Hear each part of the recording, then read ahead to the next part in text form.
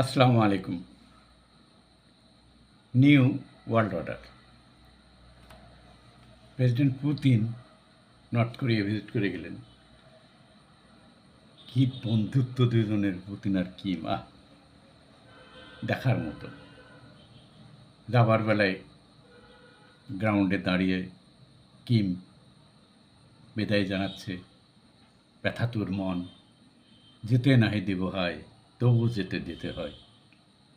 Putin জেটের ভিতরে গিয়ে window খুলে উইন্ডো দিয়ে ওই বারবার টা টা টা টা জানাচ্ছে বন্ধুকে, যতক্ষণ পর্যন্ত প্লেন রোল অন শুরু না করে ততক্ষণ মতো এখানে টাটা করছে। এটা দেখার মতো বিষয়, এটা অভাবনীয়। তার আগে কয়েকবার ওই পিয়ংইয়ংয়ে পুতিন নিজে ড্রাইভিং সিটে বসে কিমকে পাশে বসায় ঘুরতে বেরিয়েছিল। দুই বন্ধু খুব মজ করছে, ঘুরছে কিছুক্ষণ। যাক গে, এখন আসা যাক কী হলো, এই চুক্তি কী হলো। রাশিয়ান প্রেসিডেন্ট ভ্লাদিমির পুতিন আর North Korean leader Kim Jong Un দুজনে একটা চুক্তিতে সাইন করছে। যদি কোনো দেশ অ্যাগ্রেশন ফেস করে তো একত্রে দুই দেশ সেটা মোকাবেলা করবে। তো তাহলে কি ইউক্রেন যুদ্ধে নর্থ কোরিয়া একটা পার্ট হয়ে গেল চুক্তি অনুযায়ী? দুই নিউক্লিয়ার শক্তির এই নেতাদের সই করা চুক্তিতে আর কি কি আছে এটা ডিটেলস জানা না গেলেও বোঝা যাচ্ছে যে কোল্ড ওয়ারের পর মস্কো আর পিয়ংইয়ংয়ের যে কানেকশন এটা মজবুত হলো। এটা অনেক দিন ছিল না, এটা স্ট্রং।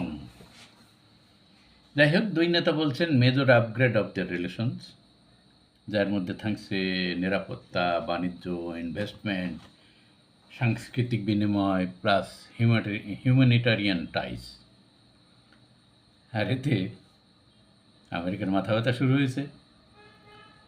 ইউক্রেন যুদ্ধে প্রয়োজনীয় সমরাস্ত্র, যুদ্ধাস্ত্র পিয়ংইয়ং সাপ্লাই করবে মস্কোকে, আর মস্কো দেবে ইকোনমিক অ্যাসিস্ট্যান্স তার বিনিময়ে। তো তাছাড়া দু দেশের মধ্যে টেকনোলজি ট্রান্সফার কিমের নিউক্লিয়ার উইপন্স অ্যান্ড মিসাইল প্রোগ্রামকে শক্তিশালী করবে, যা পশ্চিমাদের জন্য থ্রেট হিসাবে দেখা হচ্ছে। নর্থ কোরিয়া থেকে পুতিন আবার ভিয়েতনামে গেলেন। ভিয়েতনাম প্রেসিডেন্ট উনি হলো টো ল্যাম। ল্যামের সাথে ছাড়াও Vietnam's most powerful politician and communist পার্টির general secretary Nguyen Phu Trong ওর সাথে মিটিং করছেন। রাশিয়ান লং টাইম পার্টনারের সাথে বান্ধনগুলা আরও শক্তিশালী করতে যাচ্ছে।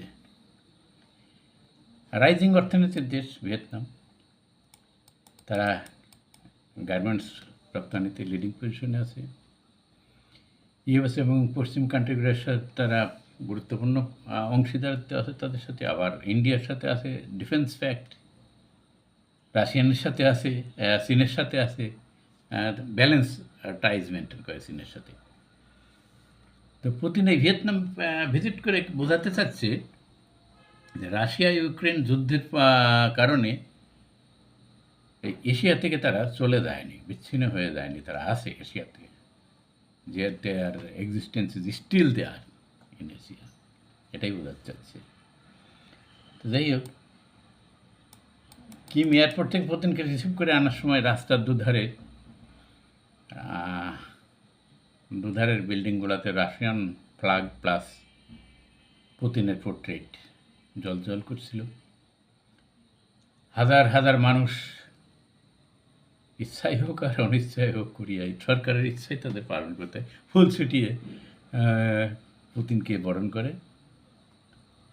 তো এই সময় পুতিনের সেই পাওয়ারফুল সিস্টার কিম ইউ জংকে সবসময় প্রেসিডেন্টের সাথে দেখা গেছে। পুতিন কিমকে ধন্যবাদ জানান এই করে যে fight against the imperialist hegemonistic policies of US and its satellite against the Russian Federation.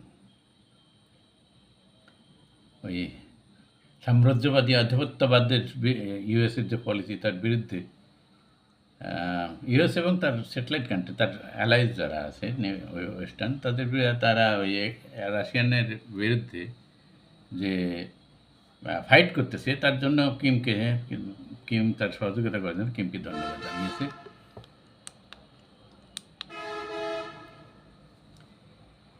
ওদিকে কিমের নিউক্লিয়ার আর্সেনাল যা আছে একটা প্লাস মিসাইল টেস্ট এর বিরুদ্ধে ইউএনই যখনই স্যাংশন দেয় এর ওই চীন এবং রাশিয়া একে পলিটিক্যাল কাভার দিয়ে আসছে।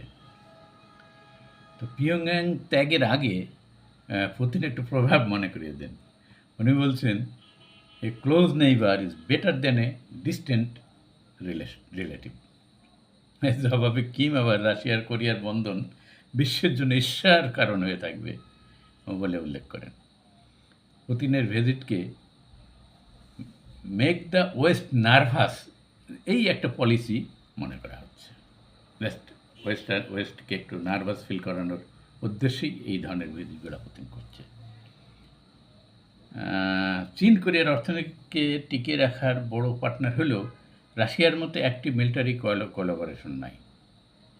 ওদিকে আমেরিকা বলছে জাপান ও সাউথ কোরিয়ারও তো এখন ওই নিরাপত্তা স্ট্রেনদেন করার অধিকার আছে। অবশ্যই গত সেপ্টেম্বরে কিম রাশিয়া ভিজিট করেন। তারপরে ওয়াশিংটন দাবি করছিল যে কিম ওই যে সপ্তাহব্যাপী ট্রেন জার্নি, তো তার আগেই 1000 কন্টেনার ভর্তি যুদ্ধাস্ত্র ওই রাশিয়ায় নিয়ে গেছে কিম। এগুলি ওই ইউক্রেন বর্ডার থেকে 200 কিলোমিটার দূরে রাশিয়ান যে অ্যামুনিশন ডিপো সেখানে আনলোড করার মানে সেখানে রাখার যে স্যাটেলাইট ইমেজও ইউএস তখন প্রকাশ করছিল। তো 1000 container is not a joke. যাই হোক, Russian foreign minister Sergey Lavrov উনি বলছেন বাইলেটারাল সম্পর্ক কোয়ালিটেটিভলি নিউ স্ট্র্যাটেজিক লেভেলে পৌঁছে গেছে। এর অর্থ কী? কিম রাশিয়াকে ইউক্রেনের সাথে যুদ্ধ করতে অস্ত্র সাপ্লাই দেবে আর পুতিন নর্থ কোরিয়াকে মিলিটারি স্যাটেলাইট লঞ্চ করতে সাহায্য করবে। এ পর্যন্ত সাহায্য করবে মানে ঠিক আছে, কিন্তু এই যে পুতিনের যে অসম্ভাব্য উচ্চ অভিলাষী প্রোগ্রাম নিউক্লিয়ার বায়োলজিক্যাল কেমিক্যাল উইপন্সের জন্য আমরা সে সাহায্য করতে পারি, যেটা চিন্তার বিষয়। এখন এই যে ত্রিপক্ষীয় শক্তি চীন, এই শক্তিকে চীন রাশিয়া নর্থ কোরিয়া ত্রিপক্ষীয় যে শক্তি এর ভিতরে আবার চীন একটু বাঁকা চোখে দেখছে। গত সেপ্টেম্বরে সপ্তাহব্যাপী কিমের ট্রেন যাত্রা প্রথমেই সে গিয়েছিল ওই রাশিয়ান ভস্টমসি কসমোড্রম, যেটা হলো রাশিয়ার মেইন স্পেস সেন্টার, ওকে যেখান থেকে লঞ্চ করে ওইখানে প্রথমে সে পুতিনের সাথে দেখা করার আগে ওইখানে গেছে ওটা ভিজিট করতে। তারপরে উনি যান কমসমোলস্কনে অবস্থিত গ্যাগারিন ফাইটার জেটের প্ল্যান্ট আবার তিনি ভিজিট করেন। তো কিমের এইসব ভিজিটগুলোকে কোরিয়ান পেনিনসুলাকে অস্থিতিশীল করার জন্য যথেষ্ট মনে করছে চীন, এবং চীন উত্তর কোরিয়ার এই আচরণগুলা পছন্দ করছে না। একটু পেছনে যাই, একটু ইতিহাস দেখে আসি। 1945 সালে জাপানিদের ওই বিশ্বযুদ্ধ চলছে, জাপানিদের সারেন্ডার করানোর খাতিরে ওয়াশিংটন প্রস্তাব দিল যে কোরিয়ান পেনিনসুলাকে টেম্পোরারি পার্টিশন করা হোক, যেটা মস্কো ওই সময় মেনে নিয়েছিল। আর মেনে নিয়ে এরপরে ওই স্ট্যালিন পিয়ংইয়ং তখনকার ইয়ং লিডার কিম ইল সাং তাকে ওই লিডার নিযুক্ত করে। 1950 সালে এই কিম ইল সাং আবার দুই কোরিয়াকে বিভক্ত কোরিয়াকে জোরপূর্বক একত্র করার জন্য স্ট্যালিন এবং মাওজেদুংকে প্ররোচিত করতে থাকেন। তো তখন ইউএস লেড ওই ইউএন আর্মি নর্থ কোরিয়াকে প্রতিহত করে সাউথকে দিতে। আর সেই সময় চীন যদি নর্থকে সাহায্য না করতো, তাহলে হয়তো নর্থ কোরিয়া তখনই বিলুপ্ত হয়ে যেত। 3 বছরব্যাপী সেই কোরিয়ান যুদ্ধে প্রায় 40 লক্ষ লোক মারা গেছিল।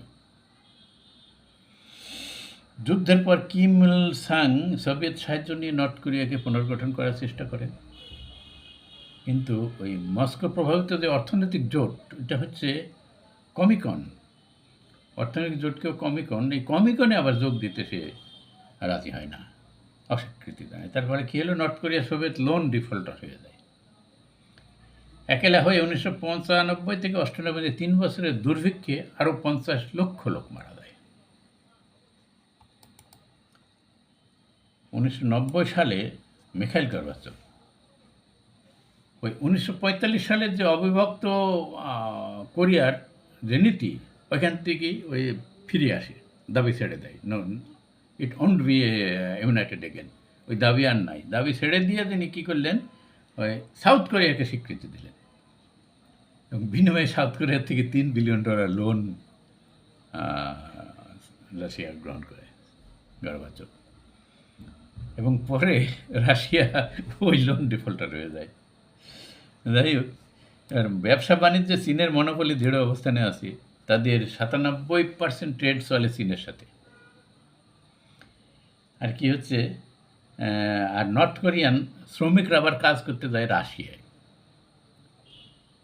ওই রাশিয়ায় শ্রমিকদের আয়ের একটা অংশ আবার এই নর্থ কোরিয়ান সরকারকে দিতে হয়, বিরাট একটা অংশ লেবার দিতে। তো রাশিয়ার সাথে অর্থনৈতিক, রাজনৈতিক অথবা ডিফেন্স নিয়ে বাইলেটারাল সম্পর্ক থাকলেও কিম জং উন এর আগে পুতিনের সাথে মাত্র একবার দেখা করছে। কিন্তু চীনের প্রেসিডেন্ট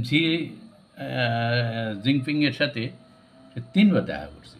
ইভেন ডোনাল্ড ট্রাম্পের সাথে 2 বার দেখা করছে।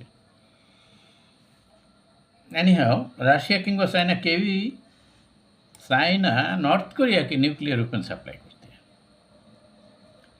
আবার নর্থ কোরিয়ার খাদ্য এবং এনার্জির প্রয়োজন। সস্তায় সেসব চাহিদা পূরণ করলে তাদের অর্থনীতি সচল থাকবে। এর পূর্বে 2 বার নর্থ কোরিয়া তার অরবিটে ওই মিলিটারি স্যাটেলাইট লঞ্চ করার চেষ্টা করে ব্যর্থ হয়। এখন কিম রাশিয়ার কাছে এই সাহায্যটা চাচ্ছে। মস্কো এর আগেও তাকে স্পেস প্রোগ্রামে সাহায্য করতে, হয়তো এবার মিলিটারি স্যাটেলাইট লঞ্চ করবে শীঘ্রই। Taiwan, Ukraine, south Korean alliance, এই যে 3 দেশে একটা অ্যালায়েন্স। আর রাশিয়ার অ্যালায়েন্স এদিকে চীন, রাশিয়া, নর্থ কোরিয়া, এই যে ট্রাইলেটারাল অ্যালায়েন্স। তো প্রথম অ্যালায়েন্সটা না হয় তাইওয়ান, ইউক্রেন এবং সাউথ কোরিয়া, তাদের নিজের সার্ভাইভালের জন্য ওদের অ্যালায়েন্স। আর এই পরের অ্যালায়েন্সটা হচ্ছে এই রিজনে আর্মস রেস এবং টেনশন বৃদ্ধি করার জন্য। তবে পুতিন এবং প্রেসিডেন্ট জি তাদের পূর্বসূরি স্ট্যালিন এবং মাওয়ের মতো নর্থ কোরিয়াকে অন্ধভাবে সাহায্য করবে না বলেই আশা করা হচ্ছে। কারণ তারা চায় না এই অন্ধভাবে সাপোর্ট করে ব্লাডি পেনিনসুলার ওয়ার জড়াতে 2 দেশ চাইবে না বলেই বিশেষজ্ঞদের ধারণা। যাই হোক, তবে চীনের প্রভাব বলে আগের মতোই থাকবে। আর জাপান, সাউথ কোরিয়ায় ইউএসের মিলিটারি কোঅপারেশন, ওটাও চলতেই থাকবে। এখন ওই সাউথ কোরিয়া একটা ভয় করছে, যেটা হচ্ছে হামাস যখন ইসরায়েল আক্রমণ করলো, তো ওই একই স্টাইলে হঠাৎ করে যদি সাউথ কোরিয়া আক্রমণ করে বসে নর্থ কোরিয়া, সিউলের এই ভয়টা আছে যে ওদের দেখে এরা শিখে আবার আক্রমণ না করে। তো তখন যদি আক্রমণ করে থাকে তাহলে ইরান যেমন হামাসকে সাপোর্ট করছে তার অনুকরণে রাশিয়া এবং চীন যে ওকে সাপোর্ট করবে নর্থ কোরিয়াকে এমন আশা করা যায় না। এ নিয়ে সন্দেহ আছে। আবার এর ওই প্যারাডক্সিক্যাল যে বৈপরীত্য দেখা দিতে পারে। চীন রাশিয়ার সাথে কিম যদি স্ট্রং রিলেশনশিপ বিল্ড আপ করতে পারে তাহলে এই অঞ্চলের স্থিতিশীলতা বিঘ্ন হবে। আর ভবিষ্যতে কী হবে মন্তব্য করা মুশকিল, ভবিষ্যতই বলে দেবে। যাই হোক আজ এ পর্যন্ত, ভালো থাকবেন, গুড নাইট।